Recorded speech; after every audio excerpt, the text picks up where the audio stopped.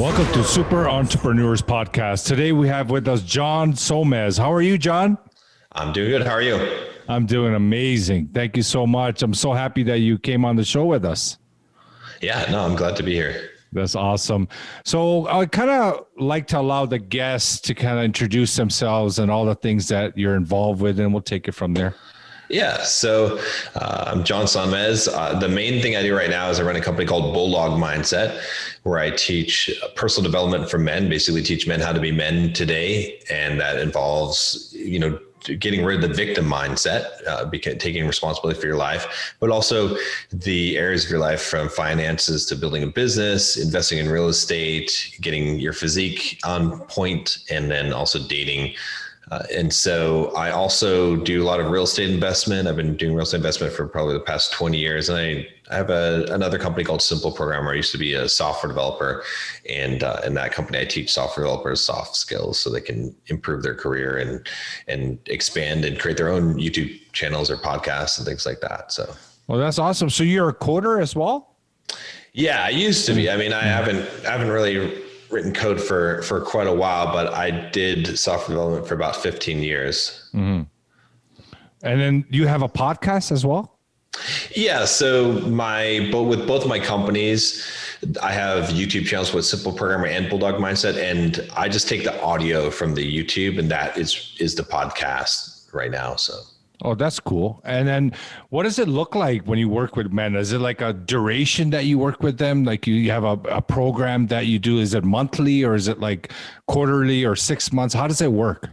Yeah. So there's a few different things. So the main thing is I have a membership that is $40 a month. That's a Bulldog Mindset membership. And that is basically access to weekly videos on each one of the topics, and then like a live Q&A. And then I've got like a book club in there, and a Strava fitness group, a bunch of different things, Facebook group and Discord server. So that basically the idea is to create a community of strong men that can help each other in different areas that have different experience. And then I'm teaching them. They can ask me questions. And then I also do one-on-one coaching. So I have, maybe 15, 20 guys I work with personally and help them in the various areas of their life. So.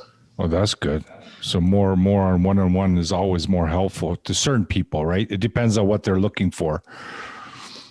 Yeah, exactly. Yeah. It depends on what they're looking for and where they're at, what their stage is in life. But the main thing I'm trying to do is grow the membership as much as possible right now, because that scales up. The one-on-one coaching only scales to a certain point. Yeah, of course. Yeah. It's the time, right? And so for you, there's always that story, that story that gets people into personal development, into mindset. Do you have something that you experienced that transition? Yeah. So, I mean, there's a few different points in my life. I kind of grew up really shy, really introverted, kind of, nerdy guy, not very much confidence. And I was a software developer. And then what ended up happening was I created a blog for software development, and that blog started to become popular. And I got invited to speak on some podcasts that were popular software development podcasts. And then, as I started doing that and the blog started growing, I started to actually build a brand. And I realized like the power of personal branding, because I was getting job offers that were a lot more than any job that I had applied for. People were contacting me. And so I really started reading a lot of books on marketing and sales. And, the kind of books that, not specifically marketing and sales, but the kind of books that so many people in that industry read that in software, one I had never heard of, books like Think and Grow Rich, and, the power of positive thinking, psycho-cybernetics, Awaken the Giant Within. Yeah. Like all these books, right? It's like, As a Man Thinketh, right? Yes. It's like Man Search for Meaning, like all this stuff that, you never, and that really started to change my entire mindset, right? Because I was growing as a person, and I realized I could become whatever I wanted to become. And I've always been kind of the person that whatever I'm doing in life, I'm sharing it with other people. And so when I was a software developer and I was learning software development, obviously I was sharing that and teaching people how to become better software developers. But as I started learning all this personal development and improving myself, that really became the thing. And I realized that, the biggest problem that was happening in society today was a problem that I had, which was of having the victim mindset of basically thinking, oh, it's not my fault.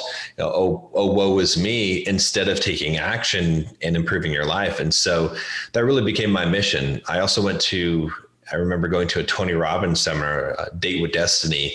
And that was a real eye-opening experience. I think, the most powerful thing was when Tony was on stage and he said, the quality of your life is in direct proportion to the amount of uncertainty you can comfortably live with. And I realized that I was sort of building my whole life as a fortress, trying to protect myself from all uncertainty, trying to protect myself financially, physically, emotionally. And I built this barrier, this fortress that I was living in. And so the quality of my life was low. And so after that, that's when I started breaking down things, taking more risks, being more open, and that, kind of really led me down that path. Well, you'll notice a lot of people kind of confine themselves that way though, right? It's like a natural process. And then especially those books that you mentioned, they're such a eye opener, they just wake you up, and it feels like that you experienced that. Yeah, exactly. Yeah, it's amazing. I mean, and it's crazy. Like almost all entrepreneurs I talk with, successful people, it's the same books, right? And it's amazing just how much that can change your mindset, and you start to realize, the bigger truth of reality, and start to, I guess, another big influence for me was Stoic philosophy, right? So I really studied a lot of Stoic philosophy. I think that the book that really turned me onto it was Ryan Holiday's The Obstacle is the Way. And that led me down that path. And I realized that that's a much better way to live your life, where you're able to be in control of the things that you're actually in control of, which is how you interpret things. Just like same thing that Viktor Frankl had said in Man's Search for Meaning. But I was living my life the opposite. I was, and most people are, right? Most people are living their lives based on your reaction, right? So what happens are like pinballs in a pinball machine, and whatever happens, they respond to, instead of, having that stability or tranquility, as the Stoics would call it. And so, it's amazing how those things can open up your mind and completely change your viewpoint. Mm-hmm. Yeah. Like we have such amazing powers within, we just kind of are in that reactive mode because of all the conditionings that we went through and basically what we learned from others. But like, for example, higher mental faculties that we have, like imagination, intuition, reason, all these, if you strengthen them, just like working out, you can really control your outside world, which is so beautiful, right? Can you elaborate on the Stoic? I haven't heard of this. Oh, it's like Stoic philosophy? Yeah. Yeah. So Stoic philosophy kind of originates in the Roman days. Like Seneca was one of probably the most famous Stoics. He wrote a lot. Marcus Aurelius, actually the emperor of Rome, was also a famous Stoic, and he wrote his actual personal journal was published. It's called Meditations. But essentially, Stoic philosophy is this idea that you do not want to tie yourself to fate. It's sort of this non-attachment, saying that, all the things that, basically if the only thing that you really have is what's left if everything was taken from you, right? And sort of living your life recognizing that every day, so focusing on building your character, on building yourself internally. Internally, exactly. Okay. Yeah, not depending on the external, because the external, you can't control, right? Fate is out of your control, fame and fortune and all those things. And so if you're building your house based on unstable things, then that, it can come and can go and it can completely wreck you. But if you're independent of those things, then you're going to be able to be more stable in life. Yeah, it's so true. Mindset is so powerful. Myself, I never gave it that much importance because I felt like I knew it all, right? And a lot of people feel that way, that you just say, okay, I could do this. But once you start studying yourself, oh man, such stuff comes out that it changes everything. And perception is the biggest one. Yeah. you know, how you look at things. And I love that name, Bulldog. Like it actually matches the, you know, the guy thing, right? So, Yeah. yeah. And then do you work at companies as well, or? Like for consulting? Yeah. Like, do you do like businesses, or is it just individual based? Yeah, it's mostly individuals. I mean, I do some consulting at businesses, but very rarely. It's mostly I'm working with individuals or individuals that have companies that I'm helping them grow their company. How did you experience during the pandemic? Has it affected your business? Has it grown, decreased? How has it been? Yeah, I mean, overall, I'd say it's increased. I thought it was going to decrease things, but I think more people are realizing that they need to do something with their life, especially, you know, this is a big shakeup for a lot of people that they need to, if they're going to start a business, if they're going to get in shape, they're going to, you know, that they need to do it now. Plus the time that they've had, you know, being locked up to go online and actually study and learn and grow. So it's been good, I would say. Yeah, it's good. Yeah. A lot of people are realizing as well that, you know, there's more to life, you know, like they're chasing that strategy, chasing that business, trying to figure out what to do. And they're pushing and really trying hard. And you really don't have to try hard, you know, just start living from inside out and try to figure those out. And it just becomes easier. It feels easier. You feel more productive and it feels easier. That's priceless, right? Yeah. 100%. I agree. Where do you live? Which area? I'm in Tampa, Florida. Oh, I just recently moved. So love it. I'm in Canada. So we just started getting some nice weather, you know, plus 10, plus 12 Celsius. So what part of Canada are you in? I'm in Toronto, Ontario. Okay. Yeah, it's Whitby, basically Whitby, Ontario. Yeah. Okay. Yeah. You been here before? I haven't been to the east side. I've been all over the west side of Canada. Oh, cool. Yeah. Oh, that's awesome. Yeah, Florida's. How is everything over there? Is there any lockdowns or anything, or everything's good? It's pretty much completely open. Oh, cool. Our governor is pretty good. He banned vaccine passports and everything. Wow. So, yeah. Oh. Yeah. But you can still go, but you have to wear a mask, I guess. In some places, I mean, like indoors, but everywhere else, no. So, that's good. Are you thinking about writing any books or anything? You know, I've written a couple of books in the software development space, personal development side. They're sort of like career development. I mean, one of them was called Soft Skills, which is kind of like a life manual for software developers, which is like personal development book. But I'd like to write a Bulldog Mindset book. I've been so busy with everything else, I haven't had the time. But eventually, I'm gonna do that. So yeah. Because there's not that much out there when it comes to focus on men, and even for myself, I'm talking to my team, and we're trying to focus because we get a lot of attention from men asking for support, help. It seems like there's some weakness in the market for support for men, specifically. So it's great what you're doing. Yeah, definitely. I agree 100%. I mean, in like the whole thing, the society we live in today sort of frowns on masculinity, and that's a shame because men don't really learn how to become men today, and it's important. You know, society relies on strong men. Part of the reason why I think we've seen so many issues in the world today is because we have a generation of weak men, and that's a problem for everyone. Mm-hmm. It's a weak link. Yeah. Yeah. So we always like to ask our guests what their inner superpower is that got them to this place. That's an interesting take your time question. Just something within that you feel, you know what, I feel like this is my superpower that got me to this point. Yeah. I would say that it's that I have the ability, like I treat so many things like life or death.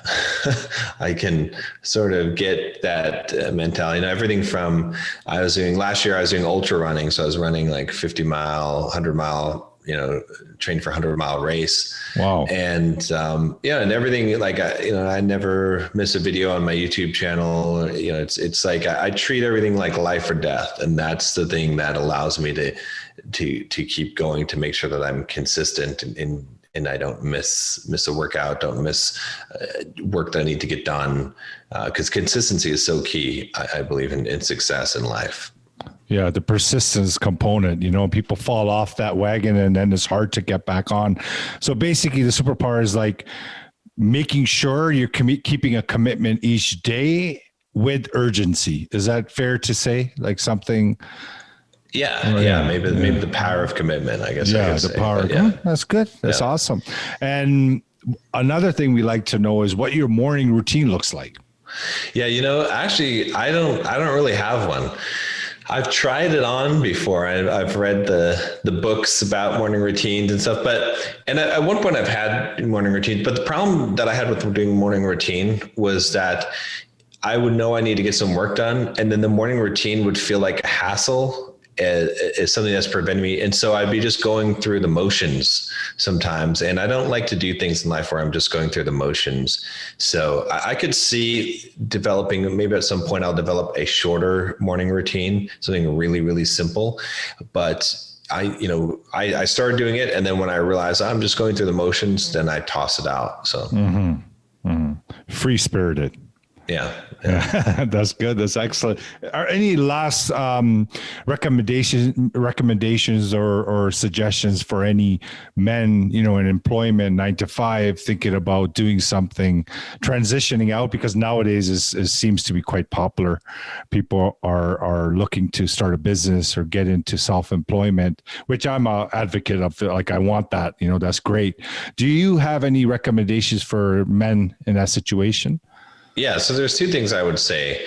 So the first one is that anything in life that you want to become successful at, 5 years, you need to commit a minimum of 5 years. It doesn't mean it'll take you 5 years to get there, but you must commit for 5 years. Because the biggest problem I see with men today that are trying to build a business or trying to become financially independent is that they give up too soon. There's that famous book, 3 Feet from Gold. I guess it's I think it's in Napoleon Hill's book too. He talks about the 3 feet from gold, but essentially that's what I see so many times, is that you have to be able to commit for 5 years. It takes a long time to get traction. And then, it's usually an exponential growth curve.